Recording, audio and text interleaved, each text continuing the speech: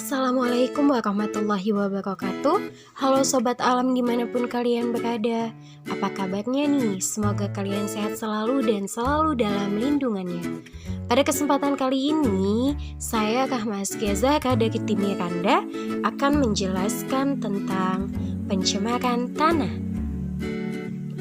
Tanah tersusun dari material kompleks seperti mineral, bahan organik, air, dan berbagai bentuk kehidupan. Jumlah mikroorganisme dalam satu genggam tanah bisa melebihi jumlah manusia yang ada di bumi.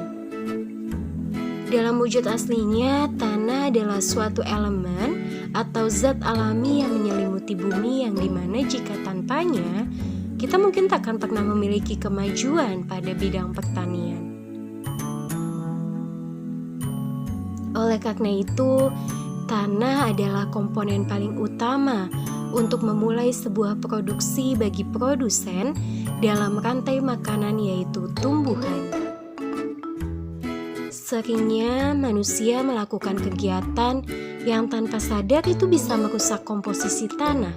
Pernahkah kamu melihat sesuatu yang berkilau seperti pelangi di genangan air di tepi jalan? Itu adalah minyak, sebuah polutan yang pada gilirannya itu akan menghilang dan mengendap di tanah. Jika situasi ini terus terjadi dalam jangka waktu yang lama, pertanyaannya adalah sudah berapa banyak endapan yang menumpuk di tanah. Inilah definisi dari tanah yang terkontaminasi atau bisa kita sebut sebagai pencemaran tanah. Kontaminan yang paling umum yang ada di tanah meliputi pestisida, produk minyak bumi, timbal, dan sebagainya. Sebagai contoh singkat, arsenik secara alami terdapat di beberapa tanah. Tetapi jika seseorang menyemprotkan pestisida tertentu ke halaman mereka, itu dapat menyebabkan pencemaran tanah.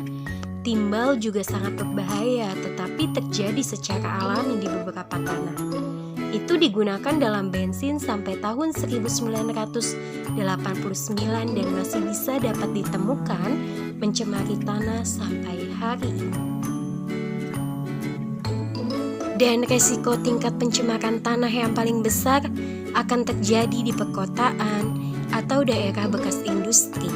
Di daerah perkotaan, mayoritas pencemaran tanah disebabkan oleh manusia. Kegiatan produksi industri akan menghasilkan limbah.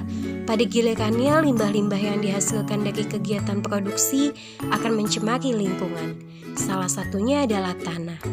Ketika tanah terkontaminasi, zat-zat asli yang ada pada tanah akan rusak, dan asal mula dari kerusakan pun sudah dimulai, karena tanah bisa berfungsi sebagai penyaring. Jika kontaminan ini sudah mencapai sumber mata air, kita tak punya waktu lagi untuk berbenah. Terlebih lagi jika air itu dikonsumsi oleh kita selama bertahun-tahun. Pada kasus ini, secara tidak langsung kita sama saja menelan timbal, namun dalam skala kecil. Di lain situasi, pertimbangkan juga jika tanah yang terkontaminasi termakan oleh kita. Walau ini tampak aneh, tapi alasan ini masih masuk akal. Efek paling penting dari pencemaran tanah menurut IPBES dan FAO adalah ancaman kesehatan, panen yang lebih buruk, perubahan iklim, polusi udara dan air, perpindahan penduduk, kepunahan spesies, pengguguran, dan kerugian ekonomi. Walau bagaimanapun, dengan segala kerumitan masalah-masalah yang sudah dibahas, kita bisa mengurangi dampaknya. Waktu paling tepat untuk merubah situasi adalah sekarang. Lakukan apa yang kamu bisa walaupun itu kecil. Karena dari hal kecil, jika dilakukan secara rutin, itu akan berdampak besar terhadap lingkungan. Terima kasih Sobat Alam atas perhatian kalian. Sampai jumpa. Wassalamualaikum warahmatullahi wabarakatuh.